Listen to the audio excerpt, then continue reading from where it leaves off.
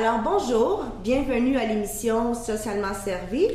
Mon nom est Mitsuko Moras et je suis votre animatrice d'aujourd'hui à l'émission Socialement Servi. Alors aujourd'hui, j'ai deux invités, William Daha et Kenyu Bertrand, qui vont venir nous parler d'un sujet qui nous touche beaucoup, qui touche plus de 2 personnes sur 5 au Canada, et c'est celui du cancer. Alors, William et Kenyu sont deux étudiants de 12e année secondaire de l'école de la Sainte-Famille à Mississauga, en Ontario. Alors, restez avec nous. On vous revient dans quelques minutes après la pause publicitaire. Merci. Alors, rebonjour, bienvenue à l'émission Socialement Servi. J'ai comme invité William et Kenyu. William va venir nous parler de son expérience par rapport à son combat contre le cancer. Et Kenyu, qui est son meilleur ami, va venir nous parler du rôle qu'il a joué en tant qu'accompagnateur du combat contre le cancer de William. Donc, je vous présente donc William et Kenyu. Alors, bonjour William et Kenyu. Bonjour. Bonjour, ça va bien aujourd'hui? Oui, et toi? Ça va. Alors, j'aimerais vous remercier d'avoir accepté mon invitation. OK? Donc, le fait que vous avez accepté que je puisse vous passer en entrevue, ça me fait chaud au cœur et je trouve ça très intéressant. Alors, bienvenue à nos studios de Socialement Servi. Merci.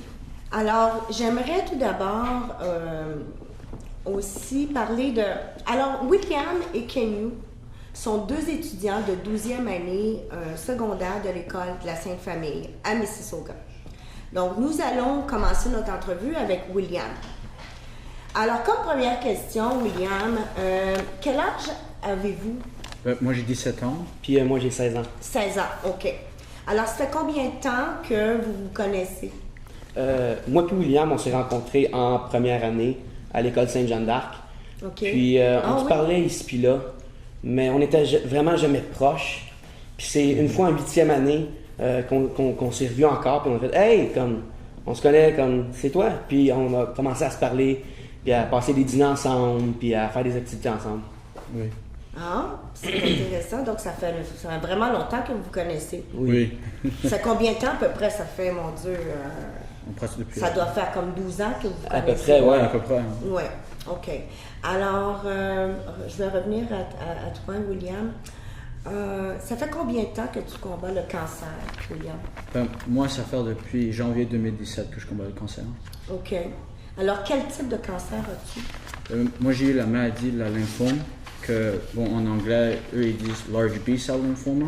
Puis, ce cancer-là, c'est un cancer qui a plus travaillé sur mes globules rouges et mes globules blanches.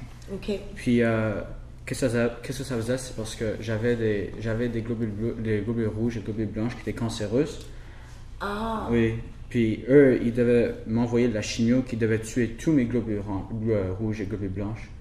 Alors, là, ça c'est enfin qu'est-ce qu'ils devaient faire avec le cancer que j'avais. Et à la fin, oui, j'avais le cancer de lymphome. Donc, ça fait combien de temps que tu as été diagnostiqué ayant le cancer? Ça va faire depuis fin janvier 2017, début février, en fait. OK. Pourrais-tu nous raconter, William, comment ça s'est passé? Comment ça a commencé que tu as réalisé qu'il y a quelque chose qui n'allait pas avec toi? Ça a débuté fin novembre. En fin novembre, moi, j'allais au gymnase souvent. Puis, qu'est-ce qui est arrivé, c'est que mon bras commençait à me faire mal. Puis, je me suis dit que c'était pas normal. Puis, j'ai décidé de prendre 2 semaines de ne pas aller au gymnase. Puis, qu'est-ce qui est arrivé, c'est qu'après que j'ai passé ces 2 semaines, j'ai été voir un docteur parce que ça ne se guérissait pas. Puis, ça faisait mal. Puis là, mon docteur me disait, c'est normal, tu t'es peut-être poussé un muscle. Puis là, ça va prendre un peu de temps avant que ça se guérisse. Mais j'ai dit d'accord. Puis là, après quelques semaines qui passaient, mon bras commençait à me brûler. Et je disais, c'est pas normal ça. Je devais toujours mettre de l'eau froide pour le calmer. Puis là, j'ai dit à mon docteur, c'est pas normal. Mais ça a commencé, tu faisais de l'éducation physique dans le gymnase, mais quel sport que tu faisais? Je faisais la musculation. Tu faisais la musculation, OK. Oui. Puis Puis après, bon, j'allais voir mon docteur, puis il a dit, OK, bon, c'est pas normal. Mais c'était dans une période libre que tu faisais la musculation? Oui, c'était après l'école. Après l'école, OK. Oui. Puis après, mon docteur a décidé de faire un MRI, puis un X-ray. Oui. Puis là, ils ont vu que j'avais un tumeur. Une tumeur. Oui. Puis après, quand ils ont décidé de m'envoyer à Mount Sinai, à l'hôpital de Toronto, juste à côté de SickKids. Oui. Puis là, ils m'ont dit de m'enlever le tumeur. Puis quand ils ont fait cela, là, ils ont réalisé qu'il y avait quelque chose d'autre. Puis là, ils ne m'ont pas dit cette nouvelle-là au début, mais à la fin, ils ont réalisé que j'avais le cancer. Puis ça, donc, en janvier 2017, on t'a dit, tu as le cancer. Oui. Et puis, mais tu as seulement eu tes malaises avec ton bras en novembre. En novembre jusqu'en janvier. Ça a pris 1 mois et demi avant de savoir que j'avais un tumeur. OK, de novembre 2016? 2016. OK, jusqu'à janvier. Oui, 2017. OK, je vois. OK. Alors, ça a pris quand même, c'était comme les 2 mois qui étaient très longs. Ah oui. Hein? Alors, quand tu as su la nouvelle, comment tu as réagi? Qu'est-ce que tu as ressenti? Quand j'avais fini de faire... quand ils m'avaient enlevé la tumeur, ils ont dit que je devais rester la nuit à l'hôpital de Mount Sinai. Puis là, quand j'ai reçu rester la nuit, le matin, ils m'ont dit « On a des nouvelles, mais on aimerait bien t'apporter à SickKids. » Puis là, ils m'ont pas dit de nouvelles. Puis là, je commençais à paniquer. Je me disais « Qu'est-ce qui arrive? » Puis là, ils m'avaient envoyé à SickKids. Puis là, j'étais dans une chambre, puis j'attendais, puis il y avait ma mère dehors qui pleurait. Alors j'ai dit, bon, déjà, ça commence avec une mauvaise nouvelle, pourquoi ma mère est en train de pleurer? Et j'ai jamais pensé au cancer, parce que j'ai jamais pensé que moi j'aurais eu le cancer.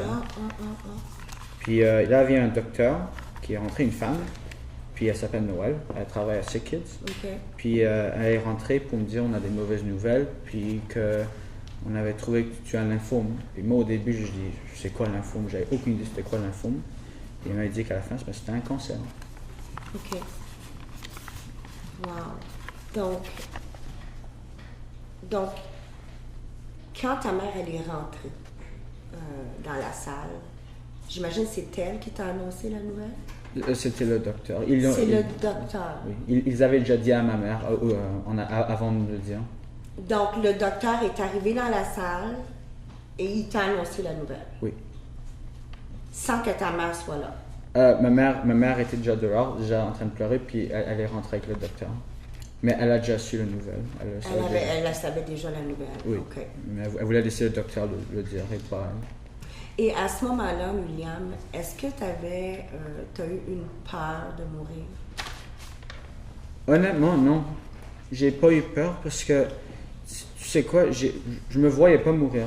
Puis, tu sais, je me disais, aujourd'hui avec la technologie, il y a beaucoup de jeunes qui arrivent à survivre. Puis quand le temps passe, on trouve toujours des nouveaux médicaments et des nouvelles façons de guérir les gens. Oui.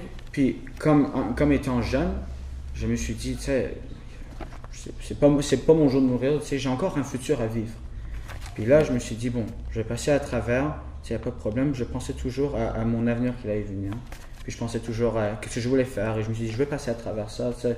C'est rien, c'est juste quelque chose qui veut me déranger, mais ça va partir. J'ai jamais eu peur de mourir, c'est pas quelque chose qui me dérangeait.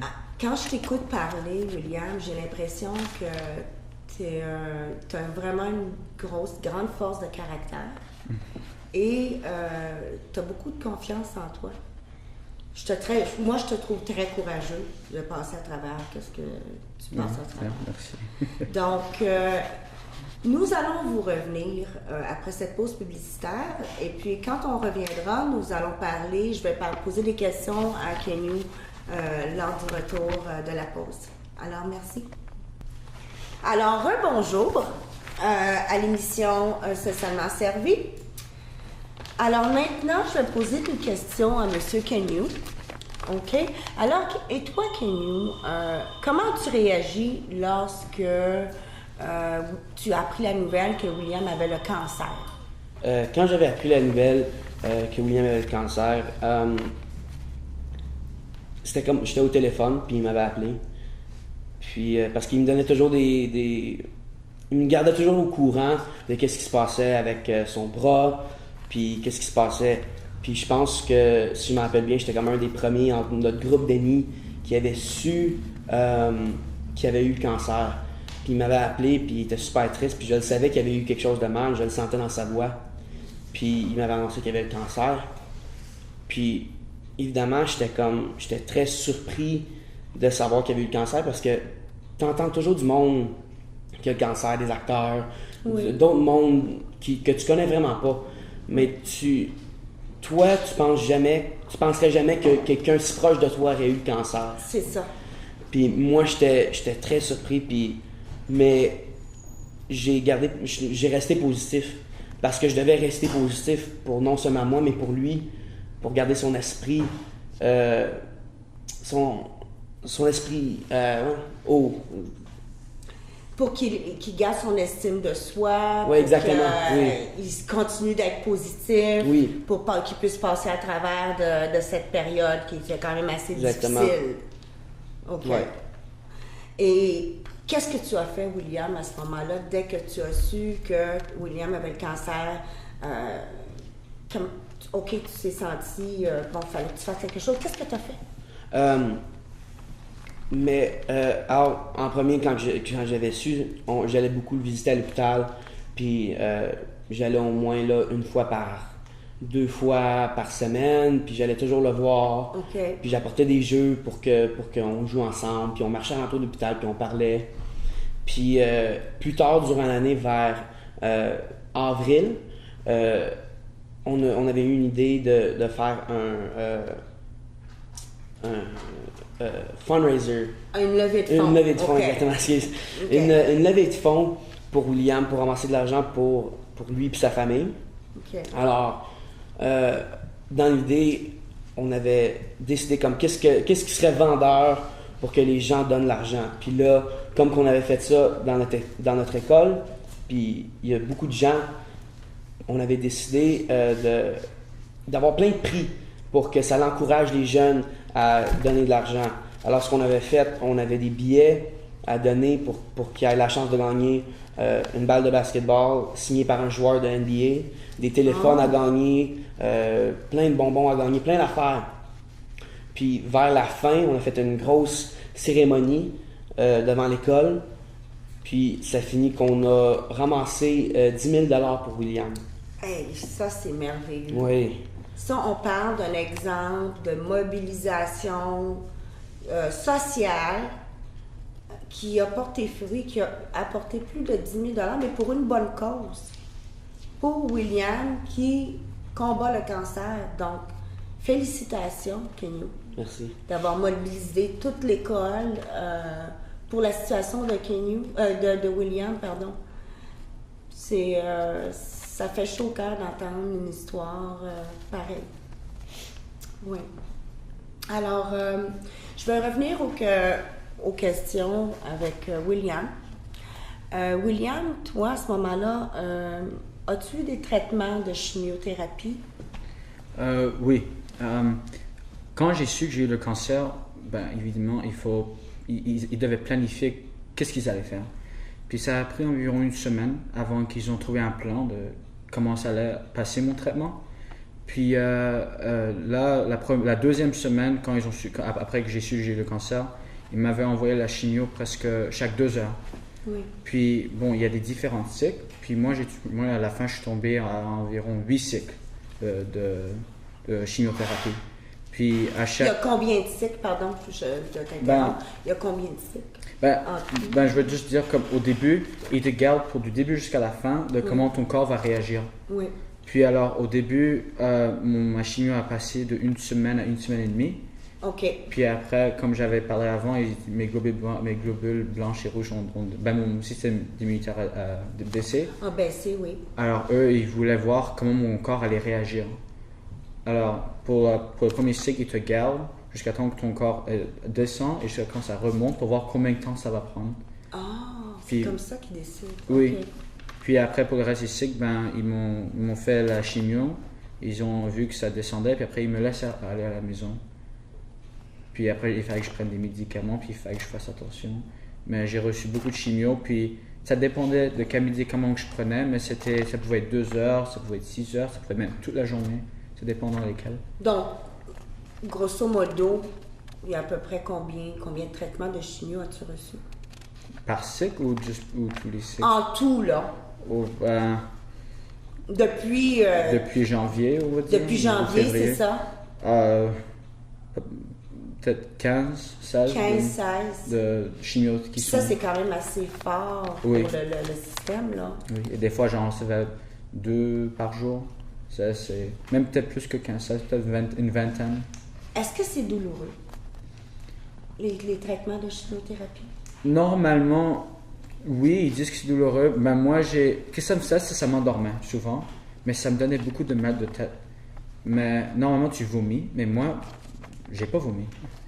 Puis, oui, normalement, ça te donne douloureux parce que ça te rend fatigué, ton énergie est basse, tu penses plus normalement, puis ça te fatigue le corps. Oui. C'est pas douloureux où ça te fait mal, mais c'est douloureux où... Est-ce que tu as une perte d'énergie? Oui, c'est ça. Tu te sens tout le temps fatigué? Oui, c'est plus mental et pas donc, physique. est-ce que tu dirais que tu as comme une genre de perte de motivation à ce Oui, moment-là? c'est ça, oui. Donc, ça, c'était très dur pour continuer à faire tes tâches quotidiennes. Oui. OK. Et puis, comme prochaine question, on a déjà répondu à celle-là. Est-ce que les traitements sont couverts par l'assurance maladie ou la carte d'assurance maladie de l'Ontario? Merci. Heureusement que nous, au Canada, pour comme ils disent, healthcare, Oui. La plupart est payé. Oui. Oui, presque tout a été couvert. Je veux dire peut-être 80% des médicaments ont été couverts. Comme la chimio, 100%. 90%. Ouais, 80-90%. Okay. Comme la chimio, 100% couvert. Ah. Ce serait plus les médicaments que tu amènes à la maison. Oui. Comme moi, les médicaments que je prends maintenant, ils n'étaient pas complètement couverts. Mais la chimio qui me donnait à l'hôpital, c'était 100% couvert. 100% couvert, ça Oui. c'est déjà bien. Oui. On est dans un bon pays pour l'assurance santé. Oui. Alors, est-ce que tu prends toujours des médicaments, William?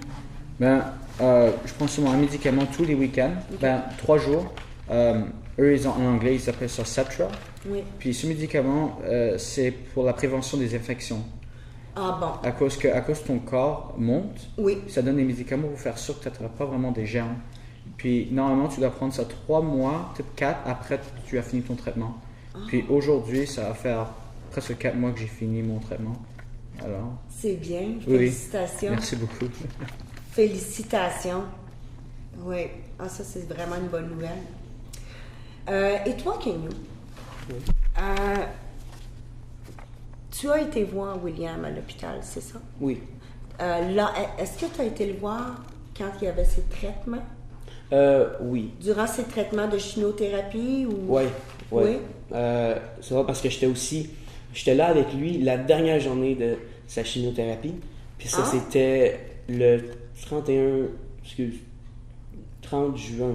31, c'est Journée du Canada. En fait. Ouais, la journée du Canada, c'était sa dernière journée. Donc, le 1er juillet. Ouais. 1er juillet, ouais. Puis Ouais. j'avais couché à l'hôpital la nuit Ah oui? Oui. avec lui. Donc, on permettait de dormir à l'hôpital? Oui. Ah! Ben- Comme pour le supporter. Ouais. Ah, c'est Puis j'ai merveilleux. resté là, j'avais apporté des jeux, puis on s'est parlé, puis ouais. Ah, que c'est intéressant. Moi, je trouve que c'est vraiment une belle chimie. Ouais. OK, que vous Exactement. avez. Entre amis, je trouve ça merveilleux d'avoir des amis comme ça. Toi, t'es chanceux, William, Oui. d'avoir un ami comme Camille. Oui. Et puis, est-ce que à ce moment-là, William, je vais revenir à William, est-ce qu'à ce moment-là, ta perception de la vie a changé suite à ce que tu vis présentement pour le cancer? Après avoir fini mes traitements, j'ai réalisé comment chanceux que j'étais.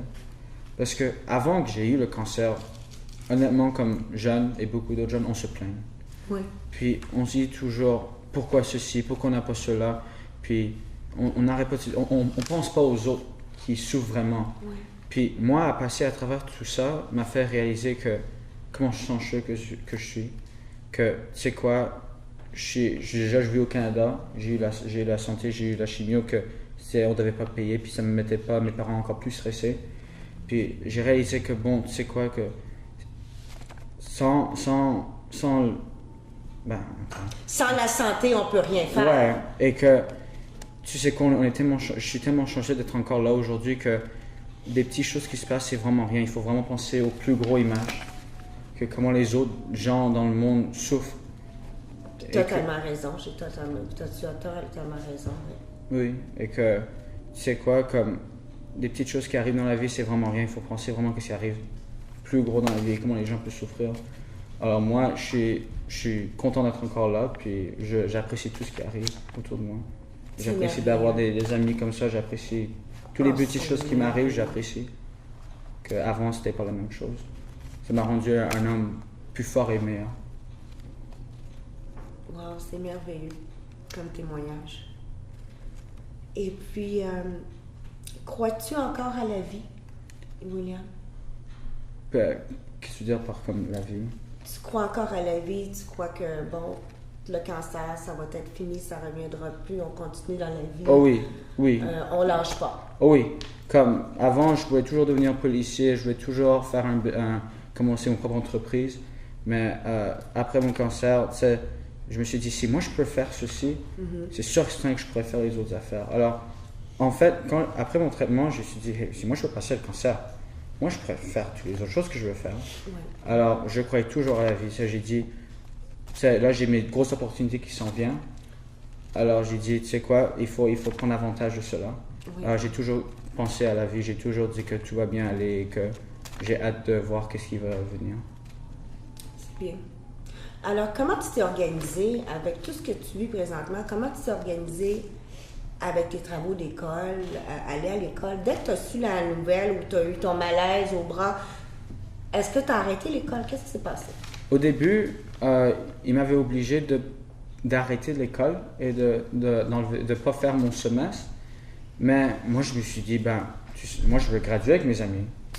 Et heureusement, il y avait dans l'hôpital un enseignant du conseil qui pouvait venir me faire mes cours à l'école de ces kids.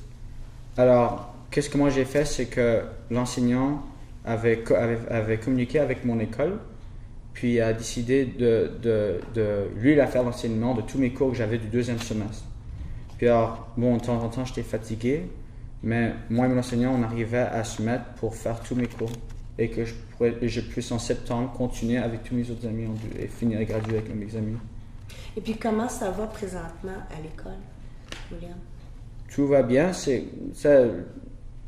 Donc, tu passes tous tes cours? Je passe tous mes cours, j'ai des crédits juste comme les autres, tout est parfait et je suis en ordre. Est-ce que tu fais des activités parascolaires? À cause de ce qui m'a passé l'année passée, Oui. j'ai décidé de prendre l'école de nuit.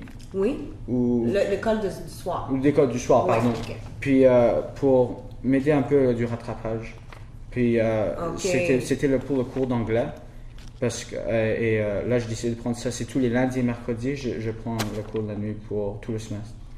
Est-ce qu'à ce moment-là, parfois, tu sens que tu as de la difficulté à te concentrer à l'école? Avec tout ce qui t'arrive? Au début, oui. Oui. Ça sentait drôle de revenir à l'école après manquer tout un semestre. Même si on dirait que c'était pas si long que ça, ça sentait comme si j'avais vraiment manqué de presque toute une année. Je me sentais vraiment comme si j'étais pas là, ça fait longtemps. Ça faisait drôle de revenir à l'école. Mais après un bout de temps, je retournais à mes tâches normales que je faisais avec mes amis. Puis après 2-3 semaines d'être à l'école, je me suis réhabitué à tout ce que je faisais. Puis en fait, c'était peut-être mieux qu'avant. Alors. OK, alors nous allons aller à la pause présentement. Alors, on vous revient dans quelques minutes après la pause publicitaire. Restez avec nous. Oui, alors rebonjour encore à l'émission Socialement Servi. Alors aujourd'hui, nous avons William et Kenyu. Alors je vais continuer l'entrevue que nous avons commencé. Alors, j'aimerais savoir, là, aujourd'hui, ça fait presque 1 an, William, que depuis tu as été diagnostiqué d'avoir eu le cancer.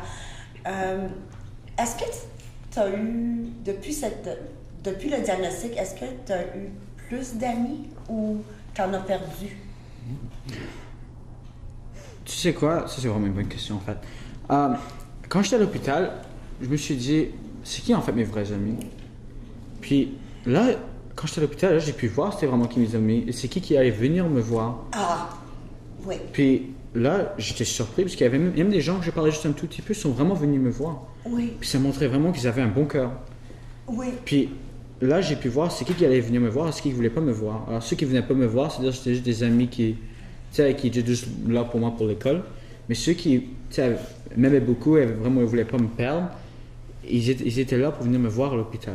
Puis là, ça montrait c'était qui mes vrais amis. C'est incroyable.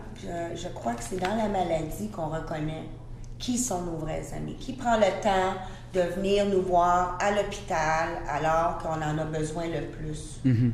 Ça, c'est merveilleux. Et gardes-tu encore espoir à la vie? Qu'est-ce que je parle?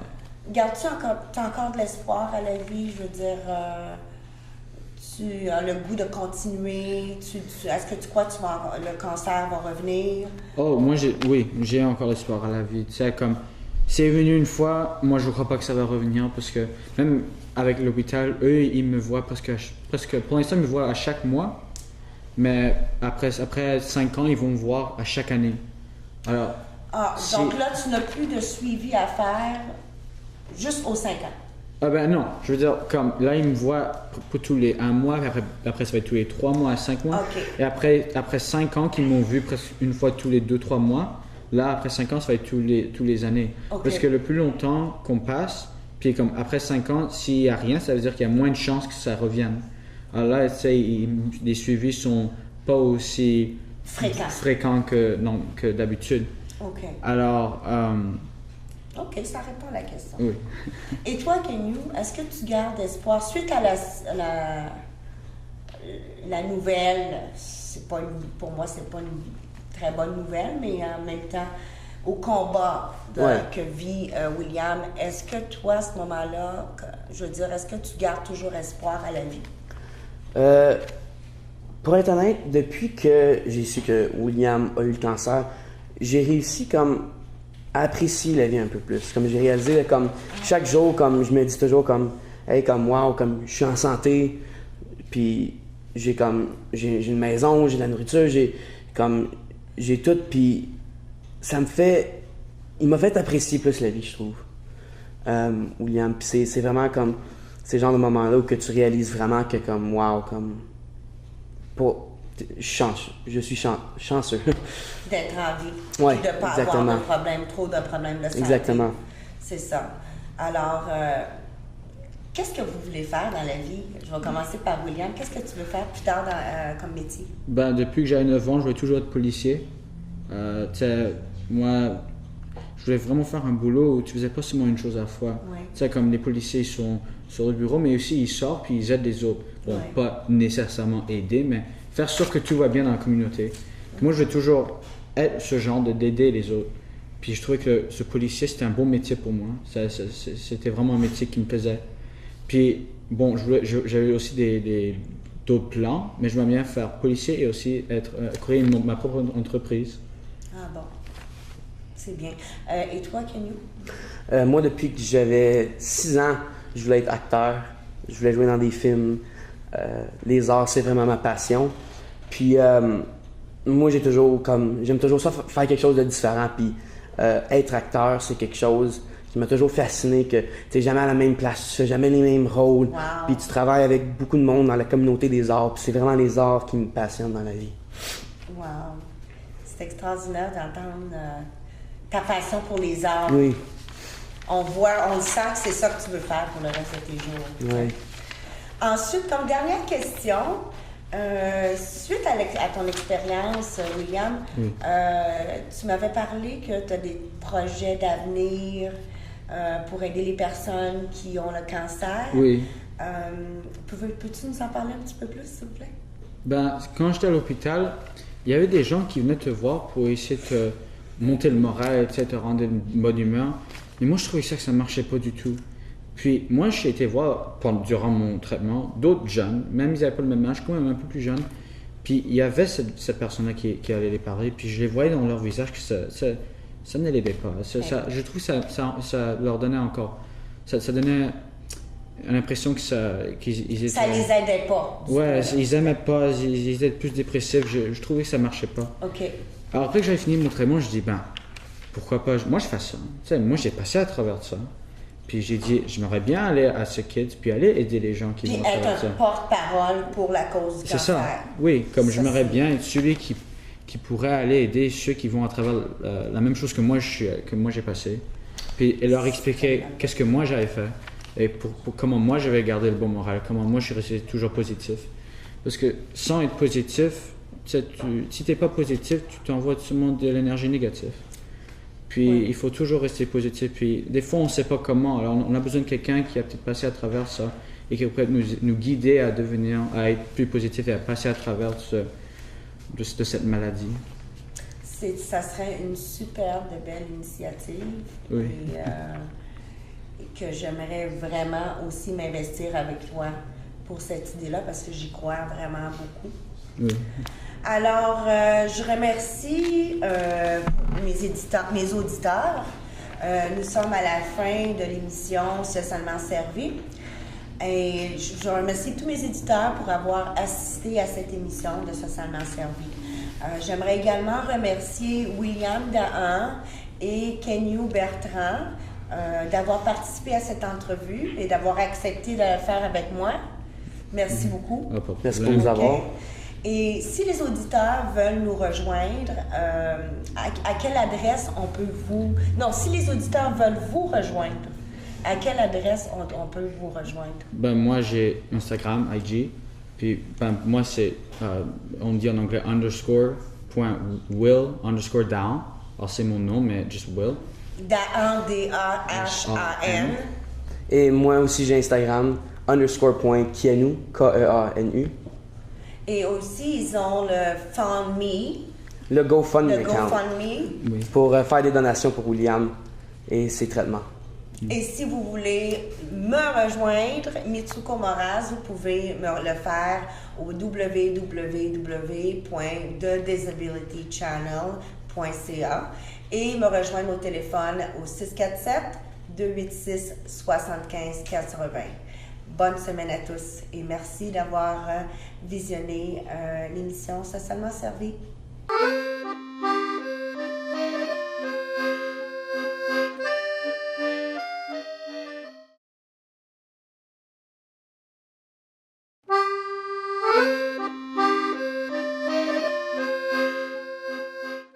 Alors, merci beaucoup. Ça nous a vraiment donné une opportunité pour sensibiliser la cause à William. Vous pouvez aller sur la page GoFundMe pour donner de l'argent pour William et rester toujours positif, n'importe quoi.